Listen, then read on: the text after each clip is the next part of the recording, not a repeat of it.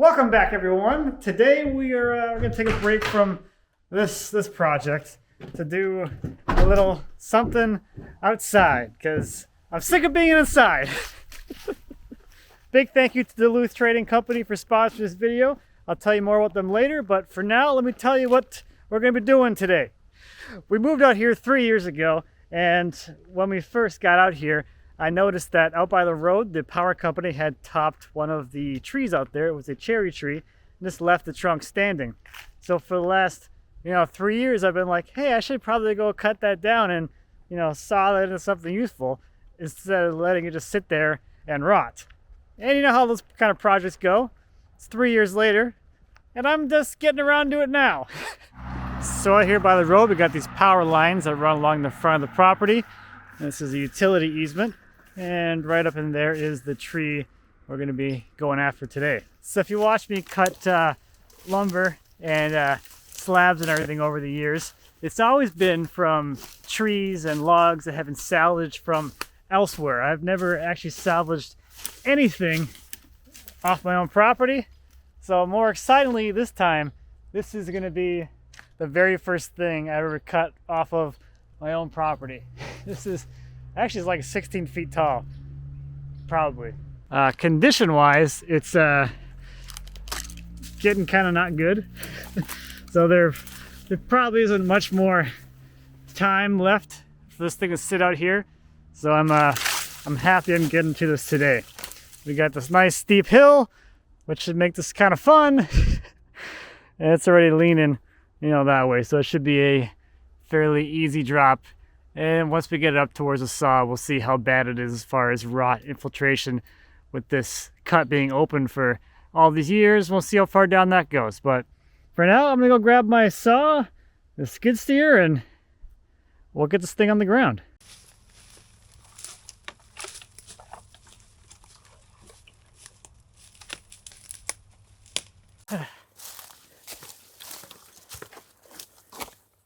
Who put this hill here? Oh, crap.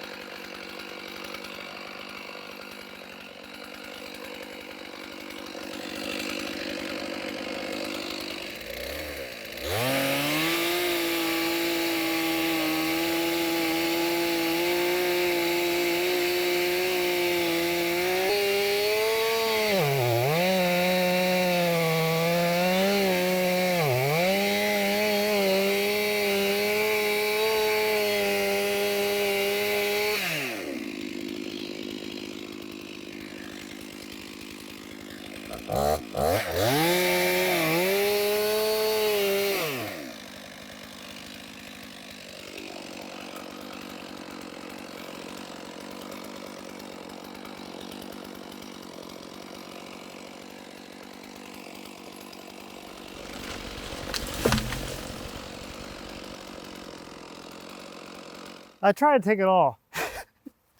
Sometimes I get greedy. This is one of those times. Not much left on the stump. That's for sure. Okay. Let's get this thing out of here.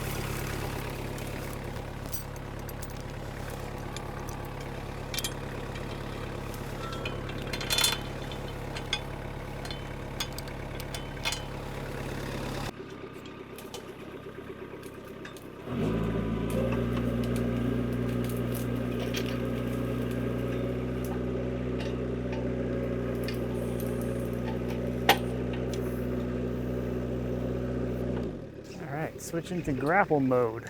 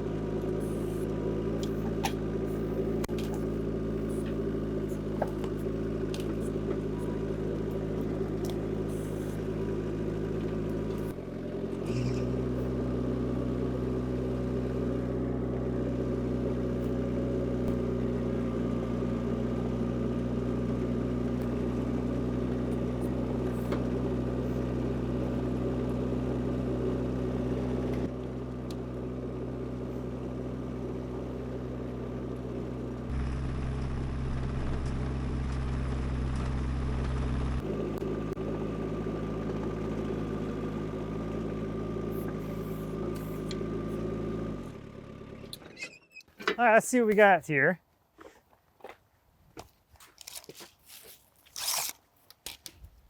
$16, that's actually a bigger butt than I was thinking it'd be. And this is quite a bit longer than I was expecting. We got a little crook here, which I might cut this right here. That's a 4-foot section there. Up here at the top, we're at 11.5 inches.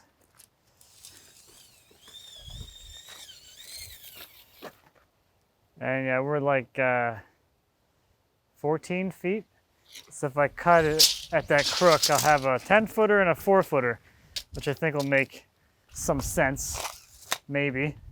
So up here on this end that was facing the sky for at least 3 years, we got some pretty severe and deep cracking, which looks like it continues pretty well down here into that crook anyway.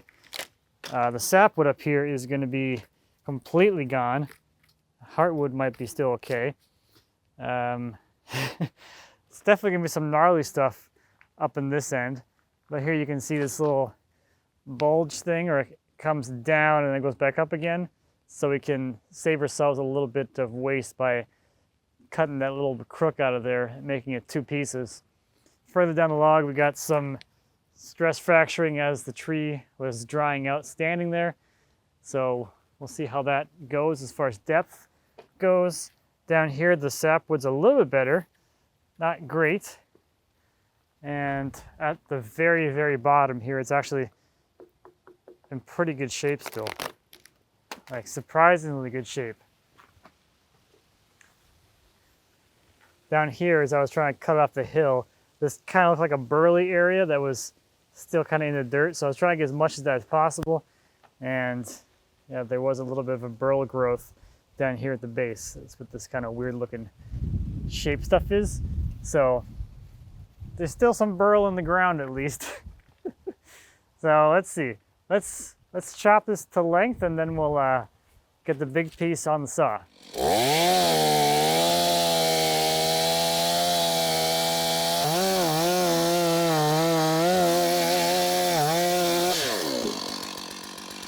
Actually seems like it's in really good shape. Yay!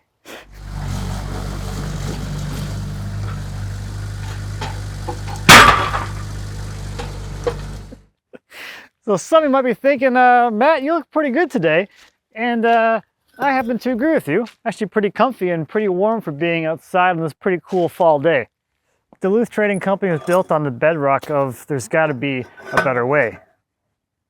Their fabrics are comfortable and technical with room to move. They make work easier by not getting in the way. Check out these pants. They have a crotch gusset so I can do this. Hata! Okay, I can't really kick that high, but if I could, these pants wouldn't hold me back. That's for sure. The gear is extremely durable, so it will survive wear after wear out here, working as hard as I do and as roughly as I do. And since we're entering the holiday season, you can do the heavy gifting with Duluth. I stopped into the Woodbury, Minnesota store and found some great gifts for my family. I found this great sweater for Lindsay that she loves so much And she actually ended up going back and picked up a jacket from their Alaskan hard gear line to match mine because she liked mine so much. Let me know who you think wore it best. It's Lindsay. It's definitely Lindsay. My son Max is really into puzzles, so this puzzle box will make for a great stocking stuffer for him. It took me a bit to figure out how to open it so I could hide some candy inside. It does have a slot for a gift card, but at this age, candy is a better motivator. One thing we started doing recently is a family game night, and this game set of cards, dominoes, and cribbage will help round out our game collection. Between all the can-do gear, stocking stuffers, games, tools, toys, and gadgets, you'll be sure to find something for everyone on your list. And of course, it's always important to get something for yourself. I picked up a can of spicy taco peanuts. You know, it's pretty important to have some snacks nearby while you're working. So make sure you shop Duluth Trading Company this holiday season. Let's saw this thing up.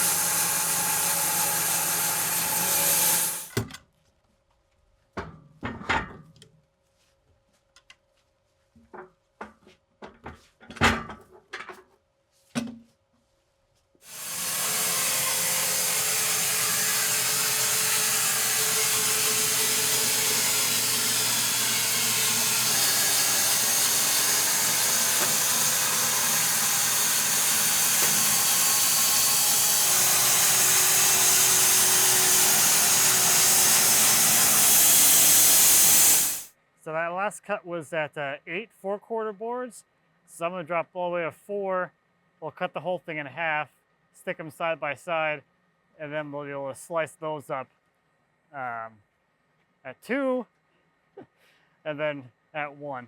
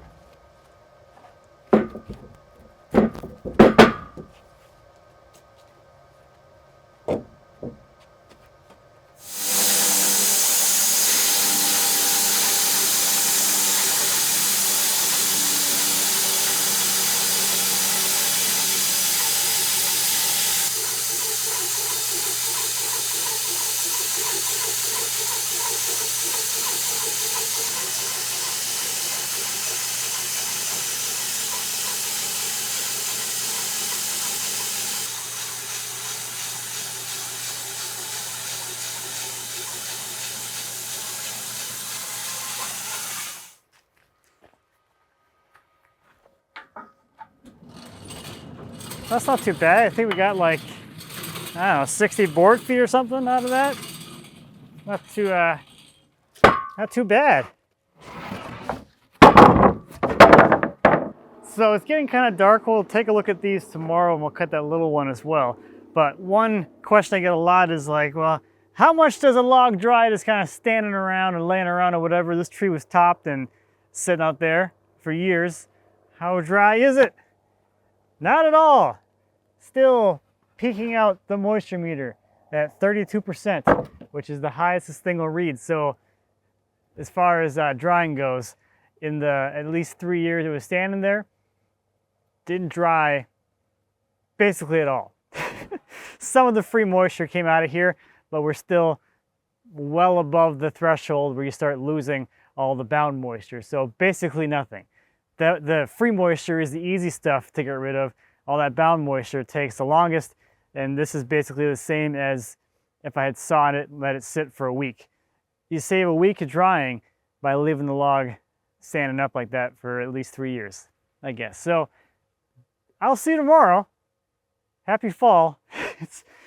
It's after the end of daylight saving time, so it's like probably 4 o'clock. Yep. It's 4:30. I'll see you tomorrow. Well, it's quite a bit breezier today. Let's take a look at what we got here. This cherry. All right, there they are. Let's see.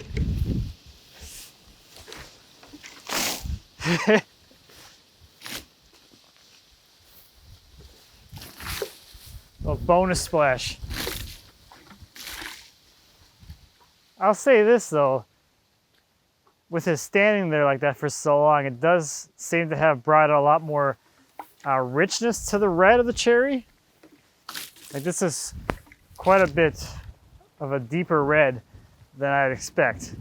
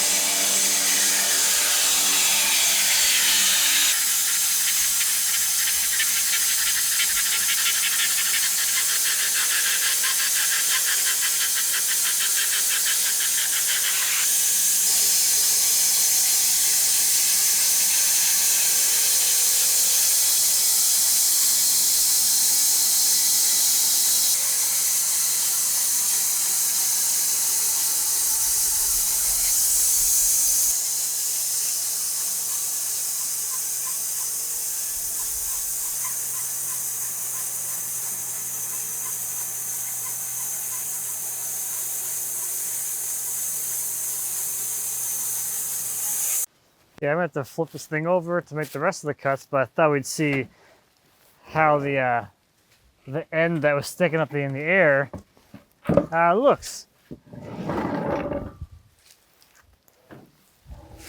Not bad, actually. It's actually surprisingly okay.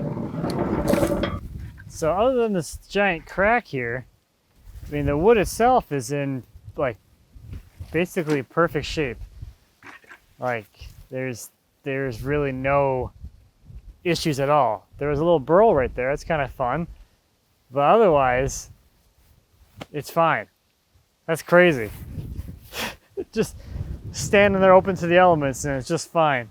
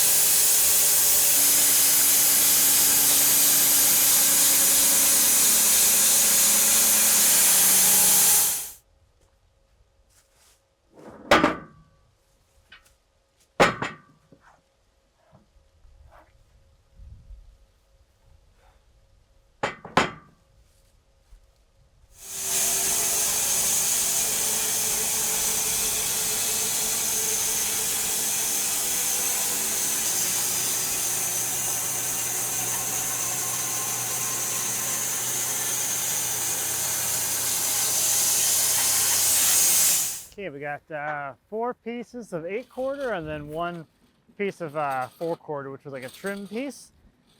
I want to see what was going on over here because we're kind of closer to the pith now on these next 2. So other than the split here, I thought this was going to get a little more gnarly, but not really. That's not too bad. Just a little bit of like smaller fractures here, but no rot or anything like that. It's kind of surprising. So not too bad. I think we got like, I don't know, 80 board feet or something out of that one tree. So I'll take it. This will be nice to use someday for some project that I haven't imagined quite yet, but I work with cherry quite a bit, so it'll be nice to have some locally sourced stock. I was gonna say this is like the least amount of distance that a tree has traveled, but I'd be lying or incorrect, because the shortest distance the tree has traveled was my neighbor's next door birch tree, which traveled about 25 feet from the stump to the saw, and that tree is now the panels on the hand tool cabinet. This one traveled a little bit further than 25 feet. So I'll get these put away for real. I have to end seal them. Normally I end seal everything as logs because it's a lot easier to just do a whole log than to do the ends of a bunch of boards. But I got excited this time. If that's any different than normal. I'm pretty excitable. Make sure you shop Duluth Trading Company this holiday season. There's no halfway this holiday. Thank you again to Duluth Trading Company for sponsoring this video, and that is going to do it for me this time. So thank you as always for watching. I greatly appreciate it. Any questions or comments about this weird log that I found on the side of the road? Anything at the sawmill, anything on the sawmill, or anything with the sawmill, or anything back in the shop, please feel free to leave me a comment. As always, I'd be happy to answer any questions you might have. And until next time, happy woodworking. It's wood. I'm working.